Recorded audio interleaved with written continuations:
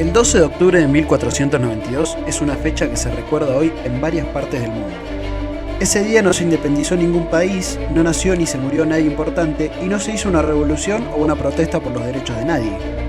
Entonces, ¿por qué se recuerda que un marino genovés que comandaba 3 carabelas de origen español llegó a una playa de una isla en las Antillas? Bueno, porque antes de eso, el continente americano y el continente euroasiático estaban desconectados. No solo porque hay un océano entre medio, sino porque nadie, o casi nadie, lo cruzaba ni para comerciar ni para ver cómo andaba la cosa en el otro lado. Por eso es que hoy algunos llaman a esto encuentro entre dos mundos. La realidad es, como siempre, un poquito más compleja, porque lo que sucedió después de eso fue no solo que se encontraron Europa y América, sino que las civilizaciones americanas fueron sometidas, explotadas y en algunos casos prácticamente destruidas.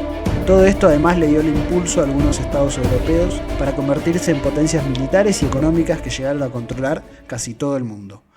Hoy en Antropología y Confusión vamos a hablar de la conquista de América.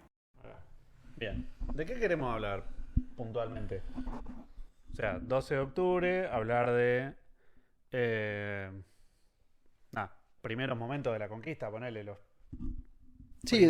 primeros momentos. Dar un marco general quizás de lo que fue la conquista, que capaz algo que mucha gente lo vio en la escuela, pero no hay algunas cosas que quizás no se saben bien o que también, no sé, es un hecho demasiado importante como para que solamente sea algo que vos decís, bueno, un hecho histórico ahí que...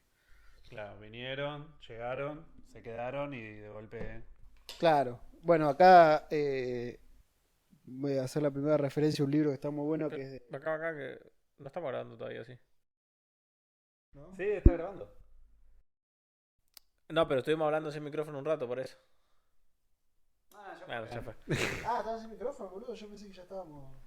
Estamos grabando. Pero verás, estaban grabando... Claro, estábamos sin grabando. micrófono, pero bueno. Arrancamos muy bien, básicamente. No, yo pensé que era ya arrancar, boludo, por eso... No, sí, ya fue, sigamos. Dale, Sigamos. Veníamos joya. Ahora me olvidé. Lo que ustedes dijeron se escuchó. Ya no me acuerdo No, qué. lo que dijo Iñe no. Ah.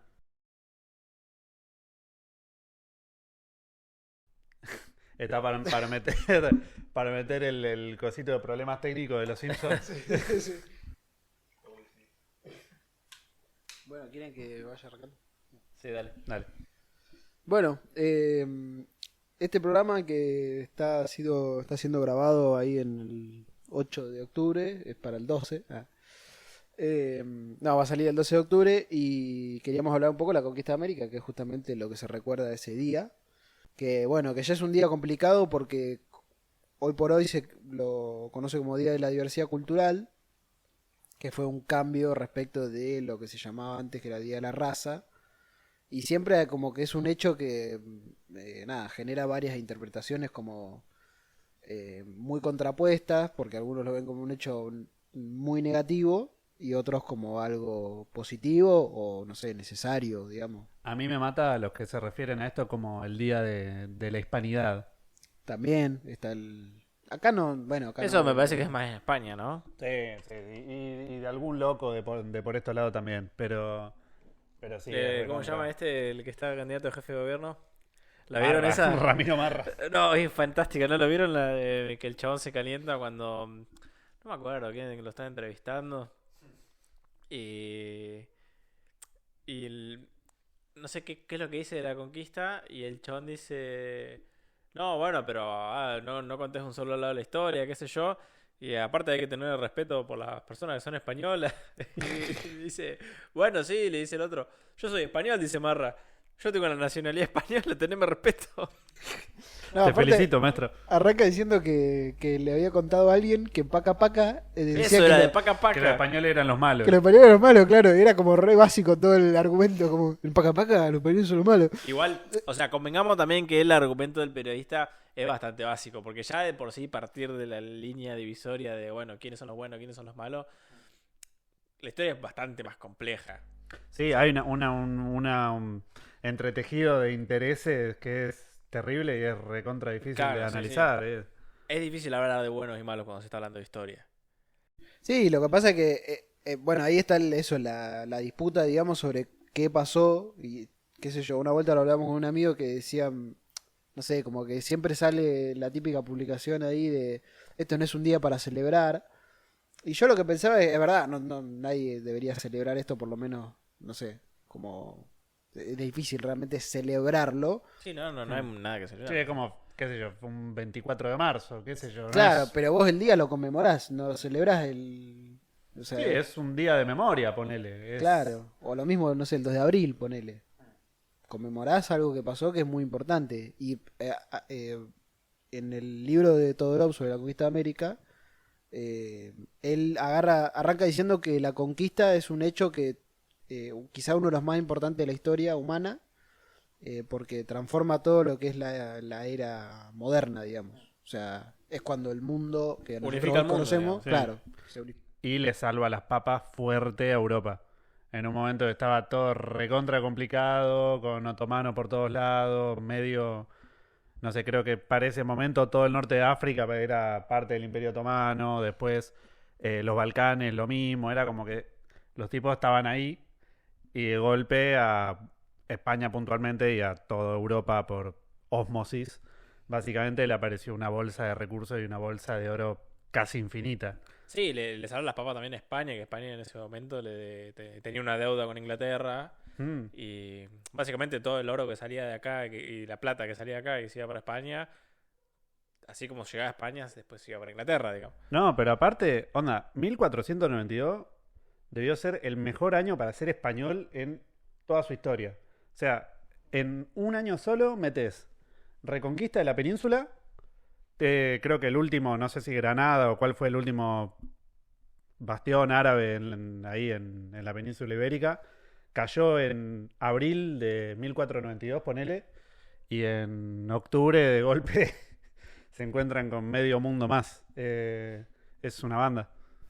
Sí, y además, viste que decía eso de Europa, cambia totalmente la hegemonía mundial, porque si hasta ese momento estaba en Asia con los grandes imperios o, no sé, China, India, el Imperio Otomano, que eran como muy fuertes, a partir de eso es como que los locos cambian totalmente y Europa pasa a ser lo que hoy conocemos como el continente ahí con más poder, digamos, o con más desarrollo incluso, un montón de cosas que vienen de ahí.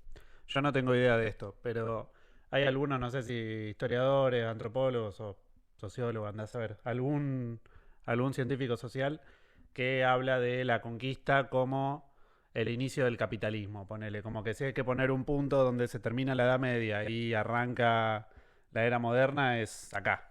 Sí, ahí como que hay mucha discusión, pero varios lo sitúan por lo menos en ese siglo, el inicio del capitalismo. Eh, no sé bien cómo es la discusión, porque en realidad muchos, viste que está el tema de la revolución industrial, que ya es posterior, y algunos sitúan el origen del capitalismo ahí, pero ya desde antes tenés todo lo que es el capitalismo mercantil, digamos. Justamente las exploraciones dieron lugar, no sé, a la Compañía de las Indias Orientales, que era una empresa capitalista británica que controló India, por ejemplo. O sea, fue como algo muy zarpado. Entonces sí, básicamente casi todas las cosas que conocemos hoy que como, no sé, como cuestiones que ya están establecidas, vienen un poco de este proceso. Y dan, qué sé yo, dan como una base material para que surja todo el resto de las cosas que iban a pasar en Europa en siglos posteriores, que es bastante fundamental, ¿no? Onda, ya en esto, de relaciones con Imperio Chino, otomano, alguno más que esté perdido por ahí y no me acuerde, ya te desbalancea todo. Sí, tal cual. Eso que venimos diciendo, te cambia el equilibrio mundial, básicamente.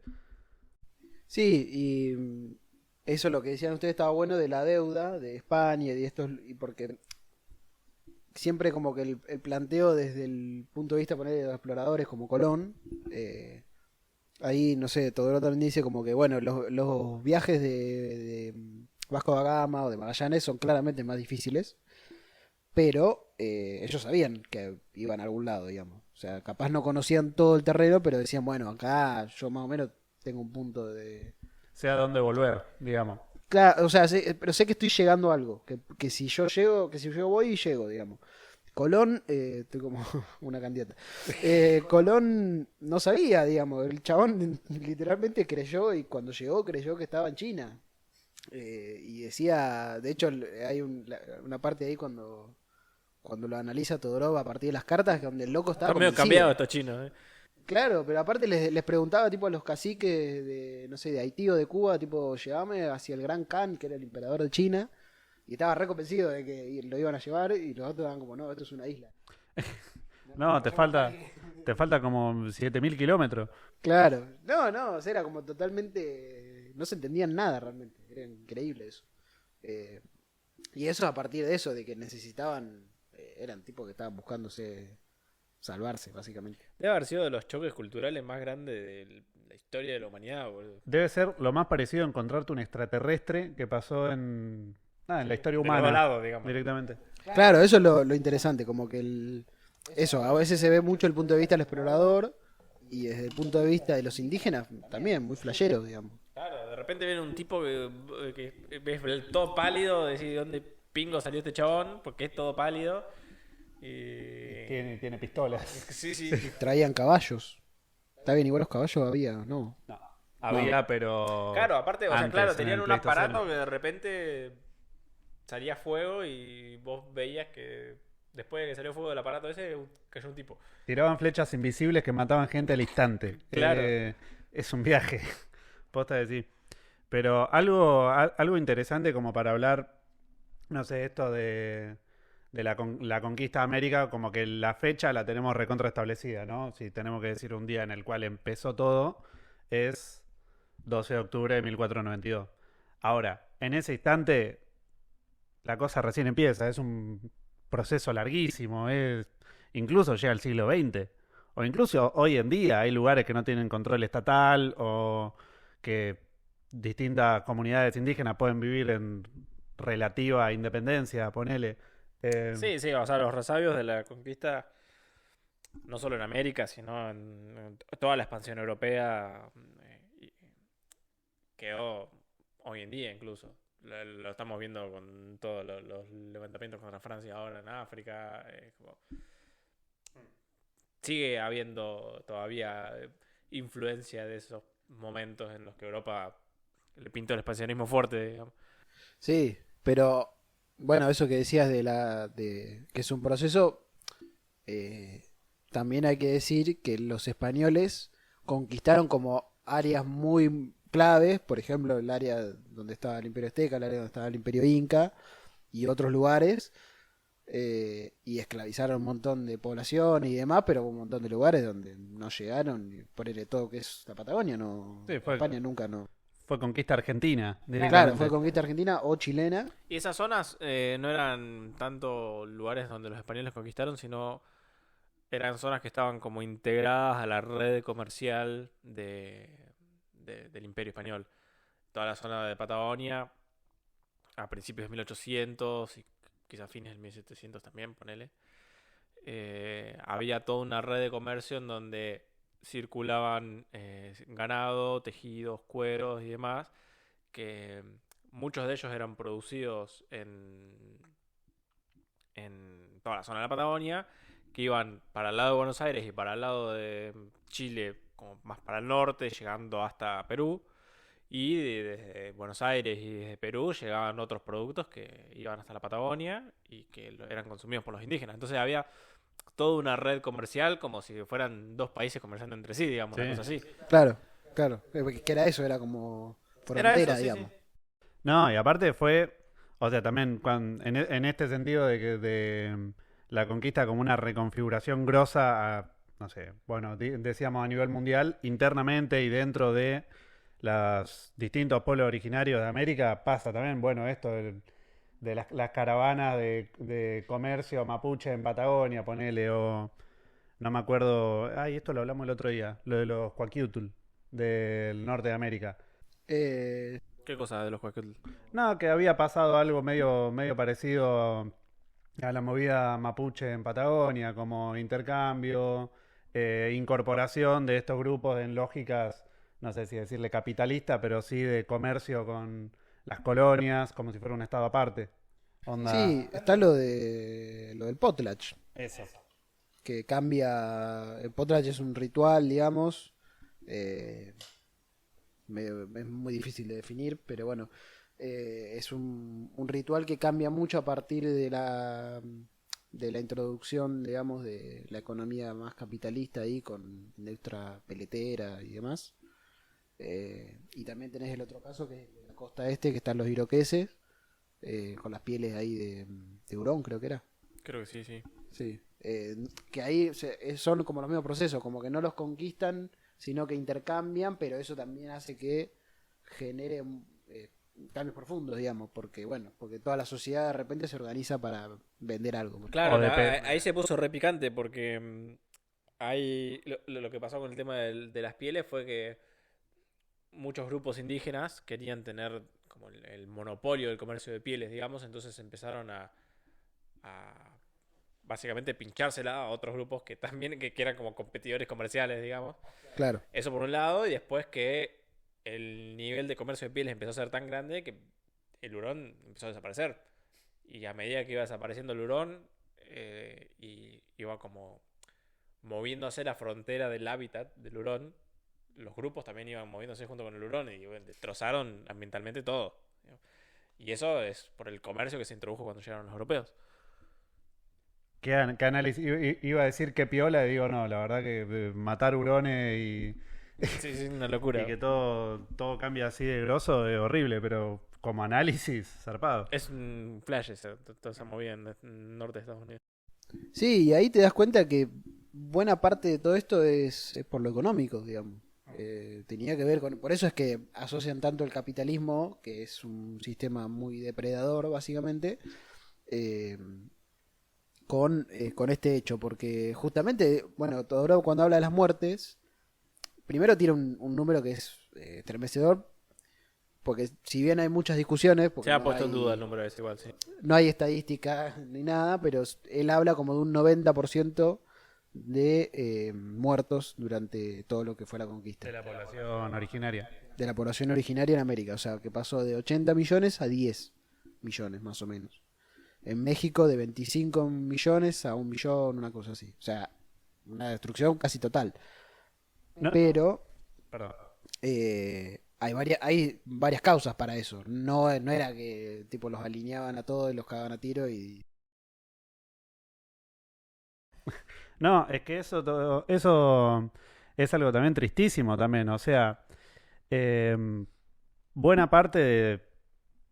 No tengo un estudio estadístico que me avale ni nada, pero digamos, el arma más poderosa que se usó durante la conquista no fue intencional, sino que fue simplemente ir moviéndose y esparcir virus cuando hablas. Básicamente, un COVID. O sea, imagínense el quilombo que fue hoy en día con todo el conocimiento que tenemos acerca de propagación de virus, sobre cuidado, etcétera, todo el quilombo que fue el COVID.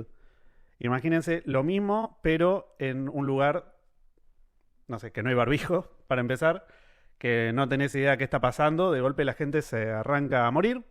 No, y aparte, claro, o sea, Y eran poblaciones que, o sea, si América se pobló hace 15.000 años, eran poblaciones que hace 15.000 años no tenían contacto con las poblaciones de todo el continente euroasiático. Y exactamente. entonces fueron 15.000 años de desarrollo de enfermedades en Europa y en Asia, que las poblaciones de ahí empezaron a generar de alguna manera, no sé si llamarlo resistencia, pero Sí, sí, una adaptación. cierta adaptabilidad adaptación a esas enfermedades que en América no existían esas enfermedades. Entonces, las defensas y la adaptación a esas enfermedades tampoco existía.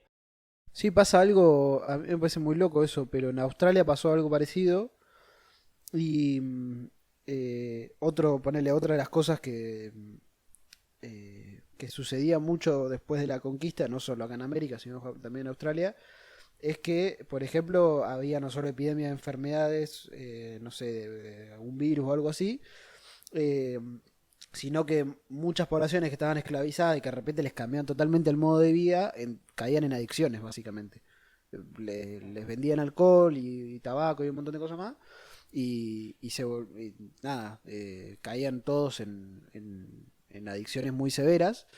Y dice que, por ejemplo, los alcoholes fuertes de, no sé, el vodka, cosas así que se tomaban en Europa, por ejemplo, las tribus australianas no estaban acostumbradas y les pegaban muy mal y les hacía realmente muy mal, cosa que, claro, los europeos que habían llegado Ya estaban recurtidos. ya estaban recurtidos justamente. Y eso también, como que son todas esas adaptaciones que claro, después de eso, miles y miles de años, no es muy difícil que de la nada, salvo que tengas una vacuna, Bueno, te prepares. el tema de las adicciones pasó en América, en casi todo el continente, también en Bolivia, con el tema de las minas de Potosí, había indígenas que les pagaban con alcohol directamente. Claro, sí, tremendo. Pasó también con los Selknam en Tierra del Fuego, y con varias de a la Caluf y varias de las poblaciones que vivían ahí, que también se volvieron los Selknam creo que no, porque bueno, los cazaron Los antes. mataron antes. Claro. Claro. Pero con los Alakaluf y eso sí pasó también con los Inuit, no tanto con el tema de las adicciones, pero sí aumentó la tasa de suicidios de manera exponencial con los Inuit, porque los desplazaron de los territorios donde vivían. Es que también a nivel social o psicológico, ponele, es un proceso que te hace mierda. O sea, estás en estás en tu normalidad, ponele, de golpe empieza a morir gente por causa desconocida, ponele. Ahora creo que es Huayna Cápac, no me acuerdo el nombre, pero el emperador del Imperio Inca, justo en el momento en el que Colón capaz no, un poco después, pero el emperador Inca, al momento de empezar la conquista, fallece de una enfermedad extraña que después por registro de, no sé, de cronistas, etcétera, se recuperaron como algunos síntomas y dicen, gripe, básicamente. O sea, y estamos hablando de la cabeza del Estado, directamente, que fallece por una causa desconocida. Un montón de gente podía estar pasándole exactamente lo mismo, sin mucha idea. A partir de eso se te desarrolla una guerra civil a la cual le sumás la llegada de un grupo de gente extraña que de golpe te capta, o sea, te esclaviza, te cambia toda tu vida para peor, básicamente. Como en ese sentido se entiende un poco más, no sé, la adicción, etcétera, son formas de evadir directamente. Sí. Aparte el cambio del modo de vida también tiene que ver con, por ejemplo, los ritmos de trabajo y demás, porque como que había una cuestión con civilizarlos a los indígenas, según los españoles, y eso implicaba eso, que trabajaran de sol a sol, y después no les quedaba otra básicamente que irse a su casa, descaballarse y dormir hasta el otro día que tenían que Y volver aparte el cambio de estilo de vida también implica la caída de una red de apoyo que te sostiene, que todas las personas tienen. O sea, con el caso que yo decía de los Inuit. Pasó mucho que subieron las tasas de suicidio porque, por ejemplo, la primera generación de pibes que nació después porque ellos los desplazaron a pueblos para que vayan a la escuela y un montón de otras cosas. Entonces, la primera generación de pibes que estaban en esos pueblos, que convivían con canadienses y todo, no eran solamente pueblos para los Inuit. La primera generación de esos pibes no aprendió a hablar el idioma de los Inuit. Entonces, medio como que se cortó la comunicación y se cortó también el aprendizaje cultural y un montón de cuestiones con sus abuelos y de muchas otras cosas con sus padres también. Entonces, tuvieron como un corte muy fuerte con su pasado.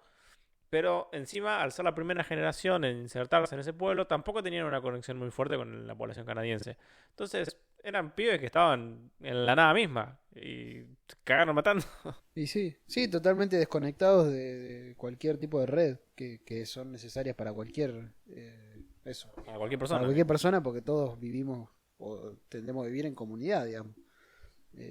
Y eso también es otro de esos de los efectos que genera ya lo posterior a la conquista, digamos, pero es el control por parte de los españoles o de quien sea de los territorios. Ni hablar de las políticas de reducción, de las reducciones después eso ya es más estatal, sí. O más sea, de los Estados-Nación y eso, pero también algo terrible, digamos. Es muy loco algunas dinámicas, ponele cómo se fue dando todo todo el proceso de conquista. Vos hace un rato habías dicho de, bueno, el capitalismo o, no sé, de cómo movió un poco la economía esto, pero también hay un montón de cosas de búsqueda de poder individual, ponele de gente que dice, eh, bueno, como el caso de Borges, ponele, me voy a América a hacer la mía. Bueno, acá puntualmente yo rescaté el personaje de Hernán Cortés, que el tipo es un capitán español que lo mandan a... Ya había llegado Colón, ya habían pasado un par de tipos, ya había una gobernación en las Antillas a mando de Diego Velázquez, y el tipo lo mandan a participar en la conquista bajo el mando de Diego Velázquez. A Cortés. Sí, a Cortés. Y el tipo, bueno, Velázquez le dice, necesito que te vayas a Yucatán, que está acá nomás, no tenemos mucha idea de qué hay por ahí, anda, no fundés nada, no fundés ninguna ciudad, vas, explorás y volvés. El tipo va, funda una ciudad, dice, yo soy el nuevo gobernador ahora de este conventillo de Cuarta, por citar a Ocupas. Claro, Pedro Borges no era un caso aislado, digamos. No, estaba No, lleno de chantas. Pero eran todos así, eso es lo que yo digo. Es como. Bueno, contalo, porque después hay otras historias que son. Es que como Hernán Cortés es un grandísimo hijo de puta, vamos. Eso, bueno, Todorov lo que dice básicamente, con mejores palabras, digamos, era un hijo de puta, pero un hijo de puta muy inteligente. No, inteligente eran todos, olvídate, eran recontra vivos. Solo Colón. Colón era bastante pelotudo. No, Colón era Y aún muy así- idiota, pero bueno. Pero, ¿sabes qué tenía Colón? El loco creía. El loco creía mal. Entonces, eso es lo que hizo que descubriera. Que lo importante no es tener razón, es decir seguro las cosas. O sea, Pero Colón estaba mal de la cabeza. Vivía en un delirio místico 24/7. Pero, boludo, es bueno, que es un momento que da para delirios místicos, boludo. Acá con Cortés, pensá que el tipo se rebeló contra su jefe y dice, yo voy a conquistar por mi parte. El chabón de pedo se encuentra el estado, uno de los estados más importantes de todo el continente, con el muchísimo ojete de que puede más o menos manejar las incomodidades o rispideces que había entre pueblos para que jueguen para él, y termina derrocando todo un imperio y se hace gobernador de todo Mesoamérica. voy a. Sí, lo termina Y avalando lo el mandó, rey. lo mandó a freír churro al otro chabón que estaba en las Antillas, ¿o no? Sí, el otro se quedó en Cuba como un boludo. El chabón se quedó con todo México. Es una locura. Voy a hacer una aclaración ahí porque estamos alabando a Cortés. Ahora lo de Moctezuma es una gestión espantosa. Espantosa. No, es muy loco aparte. Yo estaba leyendo las cartas, y en las cartas vos vas viendo cómo el chabón va avanzando, se encuentra una aldea chiquita. Todo lo que dice Cortés lo dice desde Cortés, o sea, vos lees la carta y decís, qué tipazo, qué bien que ayudó a los indios. Claro. Claro, porque, o sea, pará, vamos por parte. O sea, el loco sale de las Antillas, llega a Yucatán, explora un poquito, funda la ciudad. Funda Veracruz, y el tipo dice, bueno, voy a seguir charlando con los pueblos originarios. Ahí en esa zona se Dijo encontró así. con los mayas primero, ¿no? En Yucatán. No especifica, no da, no, Sí, no es da bastante probable, nombres, sí. sí da mucho nombre de ciudades. O sea, el tipo te dice, llegué a Cholulán, llegué a Paracapekel, no sé, Sí, sí, tiene nombre deben ser rarísimo. mayas. Y el tipo así, viajando y encontrándose con distintos poblados, según él, de manera pacífica, no lo sabemos, probablemente no, termina sacando que todas esas ciudades dependen de una ciudad más grande que está al norte, que se llama Tenochtitlán. Y así el tipo es como que va entendiendo, dice, y estos están medio con la gente de Tenochtitlán, estos no tanto, voy a ver qué me dicen los dos. Estos me dicen que vaya por acá, estos me dicen que vaya por acá. Bueno, yo voy a ir con mis 700 hombres armados, todos juntos, por esta vía, y vamos a ir a Tenochtitlán. En el medio muchas veces le dicen, no vayas, te van a cagar, no vayas, te van a matar, andá, que son repiola. O sea, era un momento, el tipo debía estar... Yo estaría cagado hasta las patas, al menos. Él estaba bastante seguro, parece. Sí, bueno, otro que estaba loco. Sí, hay que estar bastante loco. A mí lo que me llama la atención es... En Mesoamérica no sabían hablar en español y los españoles no sabían hablar los distintos idiomas que hablaban en Mesoamérica. Eso es tremendo. ¿Cómo También... mierda se entendían? Hernán Cortés tiene el grandísimo ojete de encontrarse con un chabón, digamos, porque no sé dónde está. No, perdón, no sé. O viene después lo de la Malinche. No, Ah. de Malinche Cortés no tiene nada escrito. Sí tiene, o al menos no llegue a esa parte, no me spoilees. Bueno, Pero sí pasa, el tipo se encuentra un náufrago, que es, no sé, Juan Pérez, que el tipo convivió bastante tiempo con pueblos indígenas y terminó hablando el idioma y le terminó sirviendo como intérprete a Cortés. Me acordaba de esa Eso historia. cuando arribó ahí a Yucatán. Sí, me acordaba de esa historia. sí, porque yo lo que había leído en un momento era que eso, que se había casado con una indígena llamada la Malinche, que jugó con él porque, no sé, porque la trataban mal los aztecas, una cosa así. Y después quedó como una leyenda que no se sabía si en realidad ella eso, había sido leal no sé, los pueblos originarios o había sido, o se había traicionado aliándose a Cortés, casándose con Cortés, pero no me acuerdo bien porque era medio como legendario. Me mata igual que digan, no, traicionó a los pueblos originarios, qué sé yo. En ese momento cada uno jugaba por su lado. O sea, aztecas estaban ellos, Eso es lo que... bueno, mexicas, o tenochtas, no sé, tienen 40 nombres. Pero ellos tipos jugaban su juego, había 800 otros grupos que los detestaban por opresión imperialista, por sacrificio, por un montón de cosas. Y después están los españoles, o sea, se armó una rosca. Que dentro de los españoles también tenías un montón de dinámicas distintas. Sin ir Sí. tan lejos, Cortés termina cagando al chabón de las Antillas y se termina quedando con todo Mesoamérica. Sí, y después lo terminan cagando a él. Claro, o sea, a eso iba en principio con que es difícil analizar la historia con buenos y malos. Sí, Boludo, total. los conquistadores iban todos por su lado, no, o sea, sí, tenían siempre el permiso de su majestad, del rey, pero el rey, o no sé si era rey, no. Había, No tenía Era ni- como, andá, después vemos. Si Sí, conquistás sí, algo, capaz que avisame. se enteraba 2 o 3 años después de lo que había pasado, en realidad, porque... tenían banda de mecanismos burocráticos para que los conquistadores no se hagan los locos.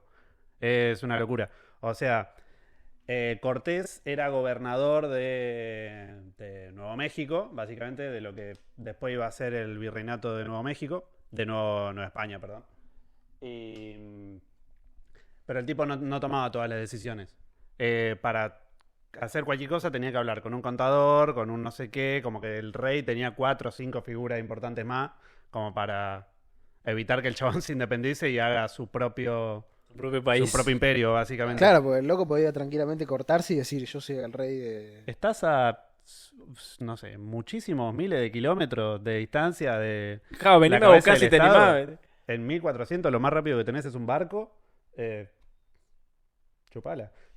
Y eso, y todos estos tipos, a diferencia de Colón, que ahora vamos a hablar un poco de su figura, no eran, o sea, eran leales obviamente, pero eso, estaban en la suya, como que querían enriquecerse, querían poder, lo que decías vos, y les importaba el apoyo del rey en tanto pudieran lograr eso, riquezas y de hecho muchos de esos no eran nobles, por eso justamente llegan. Es que sí, también como para seguir hablando sobre esto de no sé, de los buenos y malos en la historia, que no hay.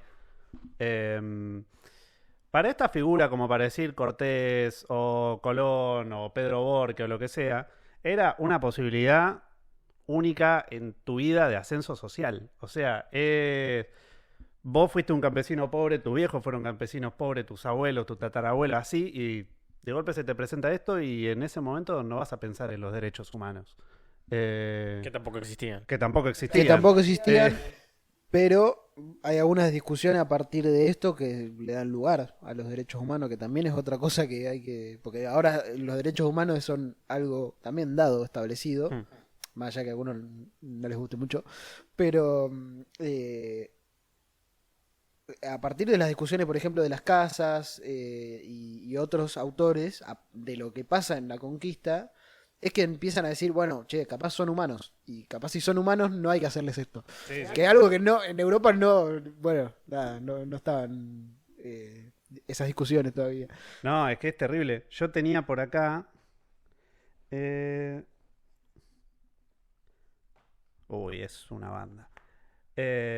Fui separando citas de las cartas de Hernán Cortés, de cosas que me gustaron, descripciones de la ciudad que son zarpadas, son un registro bárbaro porque básicamente después de que pasó Cortés le hicieron pelota, entonces es el único registro de la ciudad en su esplendor. Sí, no la quemaron ahí cuando la conquistaron. Es re interesante la conquista de Tenochtitlán, es muy interesante. Porque no fue que llegaron y la conquistaron, sino que van, vienen, en una los aztecas lo sacan cagando. Claro, la noche triste que le hice. Esa misma, del 30 de junio de 1492. No, 1520, cualquiera. Sí, 1520 me parece que Sí, sí. Pero el loco contaba acá, mira, cuenta que estaba en una... él le dice mezquita, estaba en un templo azteca en Tenochtitlán y dice que estaban no sé, que había un montón de salas llenas de ídolos. Ídolos hechos en, no sé, en harina de maíz con sangre, en piedra, estatuas enormes, bestiales, monstruosas, hermosas también. Es como que mete un montón de palabras así. Y bueno, lo que dice es que el chabón llega, las ve las más importantes y dice, bueno, tírenlas.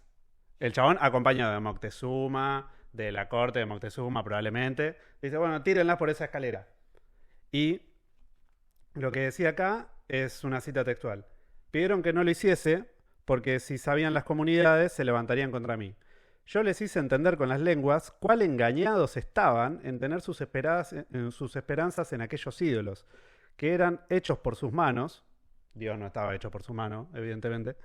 Y de cosas no limpias, que habían de saber que había un solo Dios, universal Señor de todos, sin principio e inmortal, que a él deberían adorar y no a otra criatura o cosa. Todos, en especial Moctezuma, respondieron que ya había dicho que ellos no eran naturales de esta tierra, que hacía mucho tiempo sus predecesores habían venido a ella y que bien creían podían estar errados, que yo, como más nuevamente venido, sabía mejor las cosas que debían creer.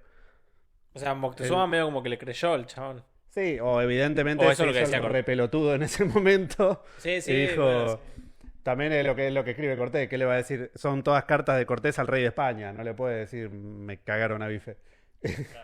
Claro, bueno, en los registros de Moctezuma no hay registros propios que no entendían, porque Cortés varias veces como que trata, voy a decirlo así, lo mea básicamente a Moctezuma y todos dicen como que no sabían por qué Moctezuma no activaba, como que no lo, hasta que lo echa, digamos. Y lo que él dice, Todorov, sobre eso es que Moctezuma estaba esperando, por ejemplo, jugaban un juego de dados que no me acuerdo cómo se llama, y ellos tenían la creencia de que todo esto era algo que tenía que ver con una profecía, y Moctezuma estaba esperando un hecho así místico de algo, una señal de los dioses básicamente, que digamos que le enseñara cuál era el camino, si era básicamente matarlo a Cortés o decir, bueno, Cortés es un dios y sus españoles son dioses y no sé qué. Y en todo eso es que el chabón tarda como en agarrar y echarlo finalmente, y por eso es que Cortés va acumulando poder y finalmente los terminan derrotando. Sí, es que hasta ahora leí más o menos la mitad de las cartas. El Cortés nunca habla de esta relación no sé, de los europeos como dioses, como un trato preferencial por Dios, etcétera. Sí dice que se ganó la amistad de muchos grupos por liberarlo de los aztecas o que se aliaron a él para esta cosa, pero nunca habla de sí mismo como un dios. o sea, igual toda la conquista de Mesoamérica dependió del flaco este que era el traductor, digamos. Más o menos. Y sí. Porque sin eso Cortés no podría haberse aliado con todos los pueblos que estaban en contra de los aztecas y... Sí, o sea, lo cosían a flechazo. claro, capaz que los cosían a flechazos a todos y los españoles eran dos gatos locos, boludo. Sí, 800 tipos. 800 tipos, madre mía. Bueno, y lo de los incas también, que estaban en una pelea sucesoria. Si no hubieran estado en una pelea sucesoria era muy difícil. Porque justamente pasa eso, que es que ahí, después de creo que era Huayna Capac, el padre de Atahualpa y... Sí, creo que era Huayna Capac. No me acuerdo, bueno, los nombres. Y se dividen, uno toma lleva su corte como a Quito, el otro estaba en Cusco, y llega a Pizarro y Atahualpa venía a conquistar, porque venía a terminar con la guerra sucesoria, y lo secuestra básicamente Pizarro. Y ahí es que el loco, nada, creo que lo terminan garroteando y ahí es como que No, terminan ganándole el Imperio Inca con básicamente 3 gatos locos. y es tristísimo porque en principio se había acordado un rescate. Como que Atahualpa dijo, te puedo dar todo el oro del imperio. Los españoles dijeron, bueno, le juntaron todo el oro del imperio y después lo mataron. Posta, es tristísimo. Sí, y todo eso, que es lo que veníamos diciendo de el tema del... estas conquistas o estos momentos son los momentos clave por los cuales después eso, digamos, se da este proceso. Porque si no, digamos, si no sé, si los aztecas no se le hubieran revelado a los pueblos toltecas, por ejemplo, que se aliaban a Cortés, o si no hubiera habido una guerra sucesoria entre los incas, probablemente la historia hubiera sido muy distinta para los españoles que llegaron.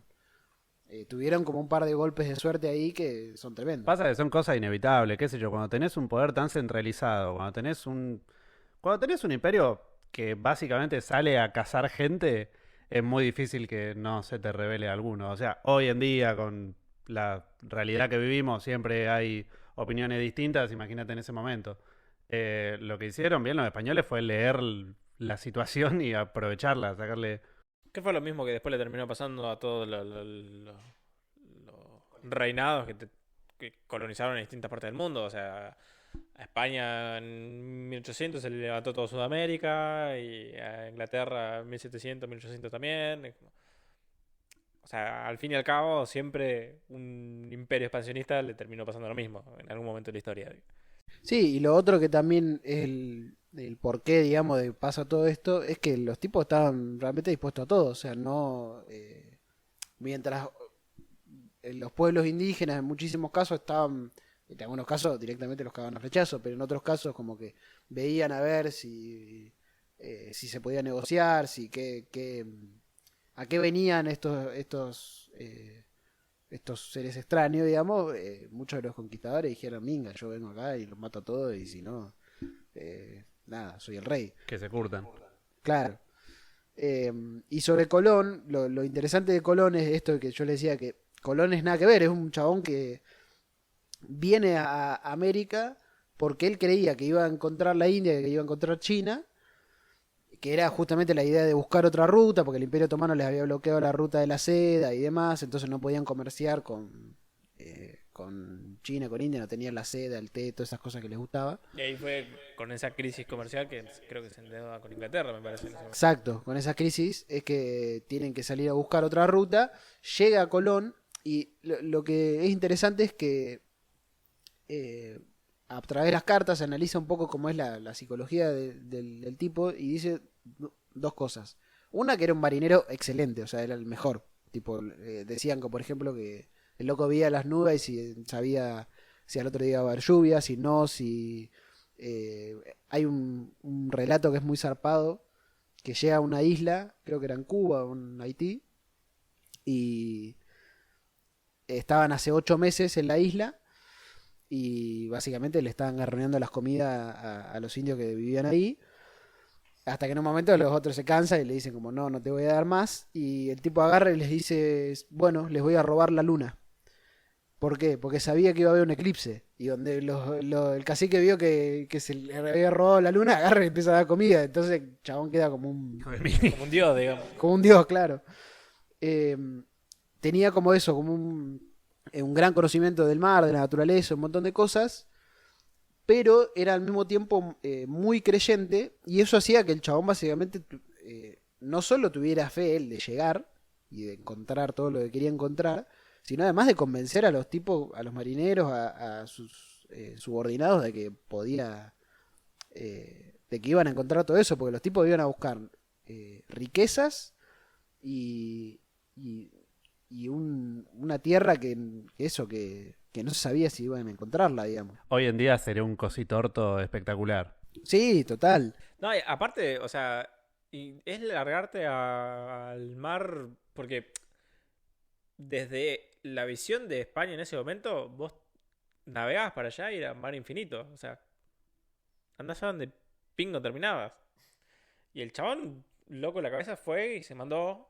Y estaba convencidísimo que iba a llegar a algún lado. Sí, sí, sí. Y de hecho, bueno, hizo varios viajes buscando después siempre las famosas riquezas que quería encontrar. Y otra cosa que es muy interesante es esto de que sea creyente, no era solamente creyente en la posibilidad de encontrar oro o tierra, sino que además era muy creyente en Dios, que es otra de las cuestiones, la religión, digamos. Y él, Todorov dice que todas las riquezas, además de su enriquecimiento personal, quería conseguirlas para poder reconquistar Jerusalén. Como que el objetivo del chabón. Y ahí dice algo que es muy gracioso, que dice, o sea, Colón era un hombre medieval que básicamente instauró la Edad Moderna. Porque en ese momento, ya en España, la idea de reconquistar Jerusalén no estaba. Las cruzadas habían pasado hace como 400 años y no les interesaba, digamos. Sabían que era imposible. Era un loquito. Claro, era redneck. un loquito, un redneck que dijo, y yo quiero que conquiste Jerusalén. Y en todas las cartas le mandaba, bueno, estamos buscando el oro para la Santa Conquista, para volver a casa. Y el rey, sí, dale, vos seguís. Claro, y el rey como, La sí, factura con Inglaterra, el tipo, sí, mandale. claro. Y lo más gracioso de todo es cuando habla de cómo el chabón hablaba con los indios y siempre pensaba que le estaban diciendo, o sea, todo era sesgo de confirmación básicamente. Era, todo lo que le dijeran era oro y era que iba a encontrar China. O sea, le estaban hablando del Gran Khan, del emperador de China, de las grandes riquezas que iba a encontrar. Claro, él no tenía intérprete, pero Dios le traducía, digamos. Total, hay una parte que es muy graciosa. Llega a Cuba y el loco estaba convencido que era continente, era continental. Y claro, los isleños le dicen, no, esto es una isla. Y el chabón agarra y le hace jurar a todos sus subordinados que es solo una isla. Y hacen un juramento de que era un continente. Y le hacen un juramento de que estaban en China. Y estaban en Cuba. Él quería convertir la isla en un continente a base de juramentos. ¿Sí? Claro, viste que... Cabeza dura. no sé, lo de los juramentos, esto de agarrar y decir, bueno, esto es parte de la corona española, ya eso es bastante ridículo. Pero esto era... No, esto es un continente. Esto es un continente. Punto. Claro. Ay, qué maestro. Y con lo del tema del oro decía también que los indios muchas veces le decían, sí, allá hay oro, como para sacárselo encima porque ya estaban podridos de... Hincha pelota el chavo. Tomátela. Claro. Claro, aparte, imagínate, el loco venía a manguearle comida, a preguntarle dónde estaba el oro. Qué pesado Cristóbal, loco. Sí, y por un lado el loco, claro, como que cuando le hablaban así del oro, de las riquezas y qué sé yo, el chabón decía, estos tipos son unos capos, saben todo, qué sé yo. Cuando no le daban lo que quería, decían, estos salvajes, bárbaros, que no creen en Dios, no sé qué era. Son todos ladrones, sí. Claro. Sí, no, aparte el chabón contaba que llegaba y siempre le daban cosas, lo invitaban, le daban comida, le daban para tomar, entonces él decía que eran todos generosos, qué sé yo. Claro. Y después, cuando había algo que no salía como él quería, no, estos son toda una manga de ladrones, qué sé yo. Es re loco como eso termina pasando en todos lados, boludo. Yo, con la conquista, ponele del Río de la Plata, al momento de la llegada de Pedro de Mendoza, también, bueno, los españoles llegan, se instalan hacen la primera fundación de Buenos Aires en 1500... Sí, y algo. 1500 y monedas. Entre 15 y 30, ¿no? Estoy diciendo 30, pero me parece... Sí. Sí, creo. Es más tarde de toda la conquista del Río de la Plata. Sí. Pero bueno, las fechas acá no importan. O Lo sí, que importa pero son los bueno, no procesos. las sabemos. El caso es que al principio tienen un trato re cordial con los indios. También los indios les llevaban comida, pescado, los mantenían, qué sé yo, los mantuvieron un montón de tiempo. Y los españoles los trataban mal, los cagaban a piña, en un momento le cortan La comida. la comida, exactamente, y ahí van y los revientan a palo, ¿eh? Los tipos eran muy cabezaduras, tipo, dame comida y aparte permitime cagarte a piña, por indio. Era el chabón que hacía bullying en la escuela, digamos. Sí, Sí, pero a literalmente nivel eran mundial. eso. O sea, eran Eran loquitos. bullies. Sí. Y lo peor es eso, porque lo que vos decías de Cortés, de que después lo cagan, eran tipos que estaban totalmente pasados de rosca y que nunca terminaron de salir de esa. No es que los tipos después se pacificaron, digamos. Eran guerreros que, no sé, Pizarro y Almagro, por ejemplo, conquistaron Perú y después de eso hubo como una guerra de los linajes Pizarro y Almagro durante años, donde se mataban de una familia a la otra, hasta que vino, no me acuerdo quién era, pero mandado como un funcionario de la corona española como a decir, bueno, che, Cálmense. claro, arreglen esto porque no se pueden andar matando como si fuera una familia de mafiosos, básicamente. Pero era un poco eso en un punto. Es que también, qué sé yo, ¿cuántos españoles podía haber en eso, en todos esos lados, sea en México, en Perú, etcétera? Ser la cabeza de un estado era como bastante accesible, ponele. O sea, debía ser una rosca absoluta y recontra sangrienta todo eso. O Sí, sea, sí. tenés esta guerra civil Almagro, bueno, de los hermanos Almagro. A Cortés le terminan haciendo un juicio, el chabón se termina muriendo pobre. Y le dan como un, no sé, le dan un marquesado, le dicen ahora sos marqués de Oaxaca. Un espacio así de todo lo que supo gobernar en un momento. No, y además también la accesibilidad al oro y a la plata era muy distinta a Europa. O sea, los chavales llegaban y básicamente juntaban el oro así con las manos, porque la idea del oro y la significación del valor del oro acá en América tenía que ver más con lo estético Con lo sagrado. y con lo sagrado en algunos casos, pero no tenía un valor monetario como tenía en Europa. Entonces, muchas veces funcionaba también como una especie de agasajo darle oro a alguien, justamente por estas significaciones que se le daba. Entonces los locos o sea, podían juntar oro gratis, sin hacer mucho. Sí, que de hecho la primera parte, los primeros 100 años de la conquista es básicamente extraer oro y plata. El resto no les interesaba. Después empiezan a agarrar y decir, bueno, vamos a hacer plantaciones y todo. Ahí viene el tráfico de esclavos también. Pero los primeros 100 años es explotar a los indios todo lo que podían en minas de oro y plata porque eso era lo que usaban para comerciar en Europa. Claro, Sí, pero a así- lo que voy más allá de las minas. Imagínate, los chavales llegaban a un lugar que no sabían lo que era y de repente veían que pasaban una noche en tal lugar y se volvían a su campamento con 3 bolsas de oro. O sea, se volvían locos los chabones, que la querían toda, digamos. Sí, sí, sí. Y así también se entiende un poco también cómo va avanzando todo este proceso de conquista, ¿no? Estamos hablando de estos primeros años de foco, oro y plata. Bueno, ¿dónde están los asentamientos españoles más importantes de este momento? En las costas para manejar un puerto, en los ríos para medio tener acceso al continente y en los lugares donde están los recursos. Ponele Potosí. Claro. Eh, el- a, a partir de esa base es que después va a empezar a expandirse hasta llegar a todo el continente, básicamente, a todos los rincones. Sí, sí, es lo que decíamos. Hay un montón de lugares, no sé, el Amazonas, por ejemplo, también entraron, pero no. Nunca se le dio mucha pelota a la Nunca se le dio mucha pelota. Hubo un montón de zonas de paso, el Chaco, por ejemplo. Claro, Sí, no- ¿qué los será? locos estos que querían Que el encontrar Paititi. el Paititi, claro. Sí, O sí. el- Bueno, que aparte es como la apoteosis de todo eso, era como la ciudad de oro. Vamos a buscar la ciudad de oro. O ponerle todo lo que fue el boom del caucho. O sea, vos tenés como un... Pero eso es muy Eso posterior. después. No, sí, pero también en esta línea del proceso de conquista, a todos los rincones del continente le terminó llegando más tarde o más temprano. Onda, podemos decir que entran de lleno la acción, bueno, en este caso de los estados, no del Reino de España, recién en el siglo XX, o en Tierra del Fuego con, no sé, qué Sí, llevaron, Tierra ovejas. del Fuego, por ejemplo, fue fines del siglo XIX y tenía que ver con la explotación ganadera. Y por eso es que prácticamente exterminaron toda la población Selknam, Magaluf y demás. Bueno, otro gran libro es el de Darcy Ribeiro sobre Brasil, que habla de la frontera de la expansión del caucho y demás. Que ahí sí era como literalmente entrar al Amazonas Que esa es claro, A matar a todo, planta, a depredar Amazonas. todo. Eso ya está con Brasil. Claro, ya con Estado brasileño, sí, sí. Y así, sí, con todo. O sea, todo el resto del control del territorio lo terminaron los Estados-nación. Que fue donde más personas murieron también. O sea, el mayor En realidad, donde más personas murieron a punta de pistola, porque con lo que hablábamos hoy de las enfermedades murió mucha gente en los primeros contactos. Pero a punta de pistola, los que más mataron, digamos, fueron los Estados-nación, Argentina, Chile, Brasil.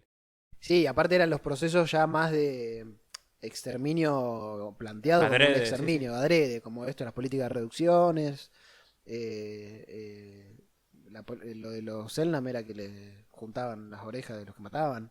O sea, era, bueno, tenemos que borrarlos del mapa para poder Aprovechar territorio. todo esto, bueno, toda la conquista del desierto con roca, es básicamente necesitamos limpiar a esto de indios para poder hacer algo. Claro, Ni en pedo los incluían en el proyecto de país que se pensaba.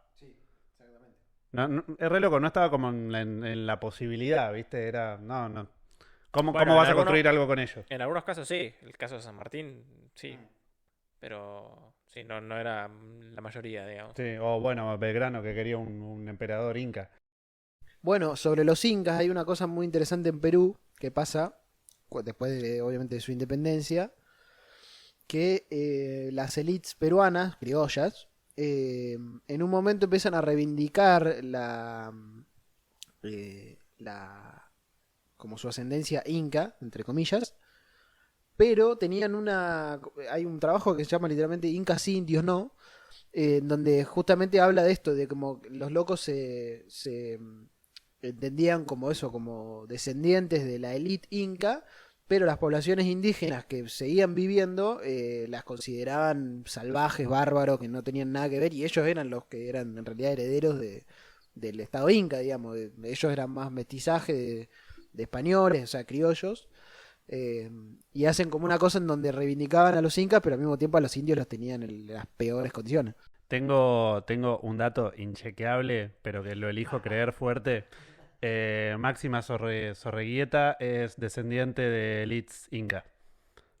Eso no sé, lo escuché alguna vez en la vida y me quedo. Igual es pero posible tiene también, sentido. o sea, No sé si dentro. elite inca, indígena probablemente, pero elite inca ya es como más difícil de... No, o sea, probablemente. O sea, estamos hablando de un estado, un imperio hecho y derecho, con una jerarquización social recontramarcada, en la cual cierta gente tenía muchísimo más privilegios que la otra, y parte de la conquista se basó en retener de alguna manera esa élite para tener menos quilombo. Onda, siguiendo esa línea, como que podés trazar una línea de Pizarro hasta el rey de Holanda en el 2023. Sí, los jefes locales en general se los mantenía para poder controlar ahí las poblaciones. Bueno, estamos, Bueno. ¿no? Sí, le hemos dado ahí como una descripción un poquito medio, no sé, dispersa de la Sí. conquista General, digamos. general. Pero bueno, sí, Bien. es un fenómeno que lleva 500 años, 600. Yo quería leerles, a ver, una de las citas que hice de Cortés sobre Tenochtitlán para hacernos una idea de cómo era la vida, porque también, no sé, hablamos de esto, la ciudad de las capitales, como si fueran un punto donde se toman decisiones y nada más, y en realidad ahí vivía mucha gente haciendo su vida cotidiana. Y hay una que me gustó que habla puntualmente de los mercados y De los mercados en Mesoamérica. sí, de Tenochtitlán puntualmente. Tenochtitlán, por las dudas, claro, es donde hoy está la Ciudad de México. O sea, antes ese lugar era un lago enorme con una isla y en esa isla vos encontrabas la ciudad de Tenochtitlán. Eh, con el tiempo, no sé muy bien cuándo ni cómo, pero intencionalmente el lago se secó, la ciudad se tapó y encima de todo eso se construyó la que hoy es la capital de México. Dicho sea de paso también, Cortés habla de México, o sea, habla de México como país en 1520. O como... Por los mexicas. Sí, exactamente. Como que dice, bueno, esta gente se reconoce México, controla el Estado de México. Bueno, esto dice así. Tiene esta ciudad muchas plazas y mercados, y trato de comprar y vender. Las plazas algunas cercadas por portales, 60.000 personas comprando y vendiendo. Comprando y vendiendo mercadería de todas estas tierras. Vi toallas, joyas de oro y plata, plomo, latón, cobre, estaño, piedra, hueso, caracoles, plumas, piedra labrada y por labrar, madera labrada y por labrar, adobes, ladrillos. Hay calles de casa donde venden todo tipo de linaje de animales. Gallinas, codornices, palomas, papagayos, conejos, venados, perros, etc. Hay calles de herbolarios con raíces y hierbas. Hay casas de boticarios con medicinas como ungüentos y emplastos. Hay barberos que lavan y rapan la cabeza. Hay casas donde dan para comer y beber por... A veces no entiendo mi letra. Por peso. Hay venta de verdura, fruta y mieles. Venden colores para pintores cuanto se puede hallar en España y de tan excelentes matices cuanto puede ser. Venden cueros con y sin pelo, teñidos, etcétera. Eso lo puse yo. Venden pasteles y empanadas de pescado. Venden maíz en grano y en pan. Venden tortillas. Cada género de mercadería se vende en sus calles, sin que se mezclen unas con otras. Hay en cada mercado una audiencia con 10 o 12 personas que son jueces, y hay personas que recorren el mercado y sus productos. También controlan sus medidas. Se ha visto algunos quebrar algunas que eran falsas. Bueno, básicamente había como una burocracia interna dentro de los mercados, aparte de encontrar miles de personas comerciando, básicamente. Así como vos tenés un vecino almacenero, bueno, en Tenochtitlán también tenía gente que iba a la plaza a raparle la cabeza. Sí, la ciudad dicen que era una ciudad impresionante, súper grande. Hay una pintura... El tamaño ¿Hay una pintura de qué? Hay una pintura muy linda de Diego Rivera, que es esto que es el mercado de Tenochtitlán. Y te pone, bueno, el fondo de la ciudad con los templos enormes, que no sé cómo se llaman, con todas las calles inundadas. Ah, esto es importante. La ciudad de Tenochtitlán se hizo de tal manera que tenía canales, básicamente. Como sus calles estaban pavimentadas con agua. Era una especie de Venecia. Era una suerte de Venecia, sí. Tenía caminos, los caminos principales eran de piedra, rectos, cuadraditos, hermosos. Y después otras calles, si se le puede llamar calles, otros circuitos para moverse por la ciudad eran de agua o de tierra. Sí, eso se usó también mucho para el tema de los cultivos. O sea, creaban como campos que estaban flotando, básicamente. Las chinampas. Sí, no era un lago muy profundo, entonces los tipos como que lo iban levantando. Iban construyendo su ciudad sobre el lago. Debe haber sido muy linda. Como paisaje es hermoso, realmente. Bueno, buena cita para cerrar.